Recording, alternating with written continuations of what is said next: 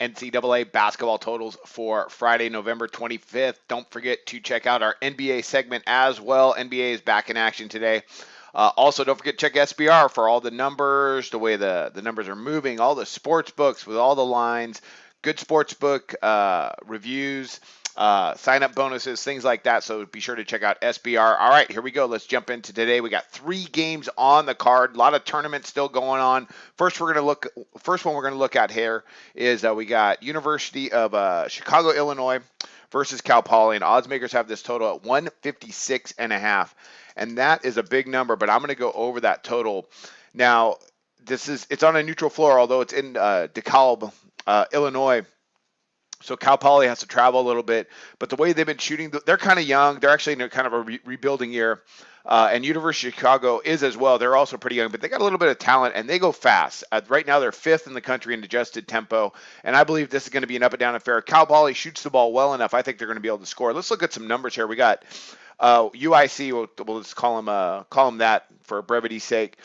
Chicago, 82 points per game, and they're allowing 83.7 points per game. That's a lot on both ends of the floor. Then you got Cal Poly, not bad. They're averaging 70 points per game, and they're giving up 79 points a game. So these guys defensively are not doing a whole lot. Then we look at their tempo, and what they're allowing, I think, is going to help us get us here. Now, UIC likes to push it a little bit more as far as tempo goes. Right now, they're allowing 62.3 attempts per game, and they're getting up 59 attempts per game.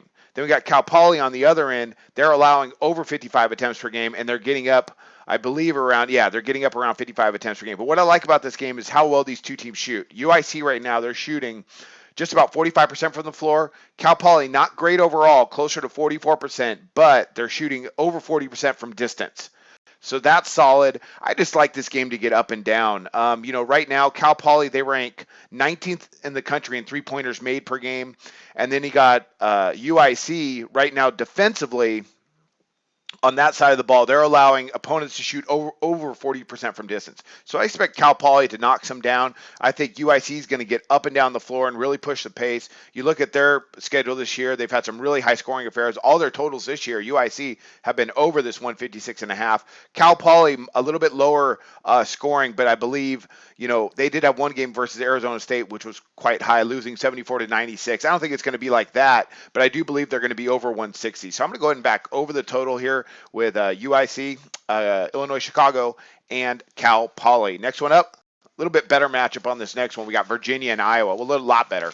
Two of my favorite coaches here who have completely conflicting styles here with Tony Bennett and Fran McCaffrey. Odds makers have this total at 143, and I'm going to go under the total. I think Virginia controls this. Now, this is a tournament game in Florida, but Virginia, they're so good defensively. And we look at a closer look at Iowa, they're not that bad on the defensive end. Now, yeah, they want to get out in transition, but the problem is Virginia doesn't allow transition. They're not a tremendous rebounding team, and they get back, and they don't allow teams to get up and down. I mean, look at their games like versus North Carolina last year. I mean, under 140 were like the finals.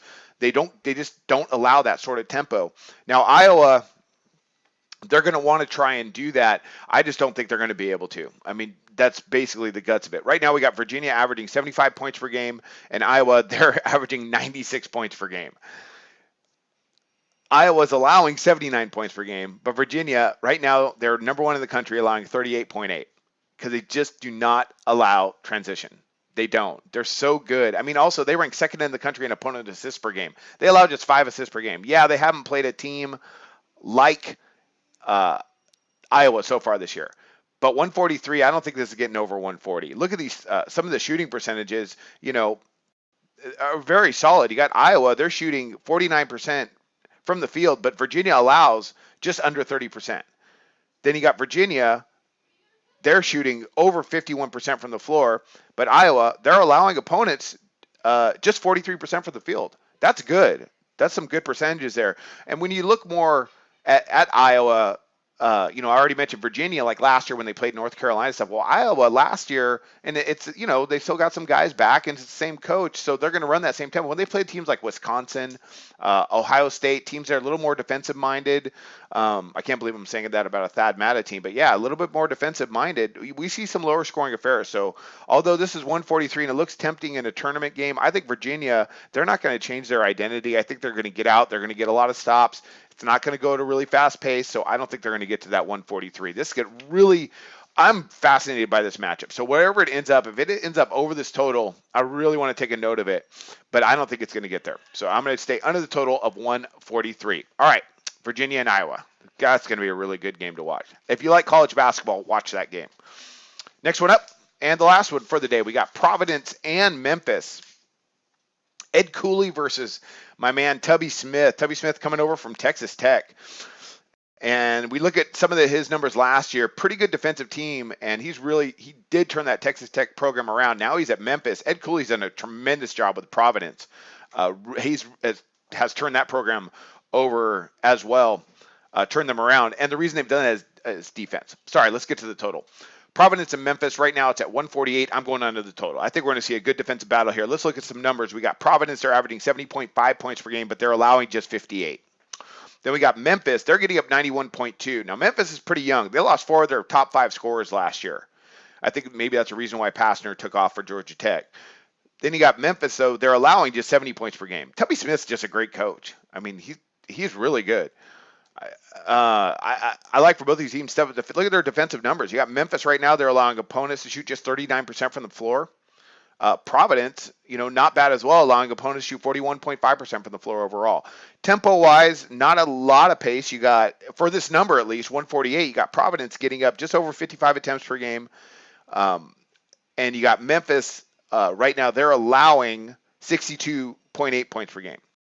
So there isn't one number here that really stands out with this game that kind of gets me a little unsettled, and that's the fact that Memphis has really pushed the tempo so far this year, but we'll talk about that.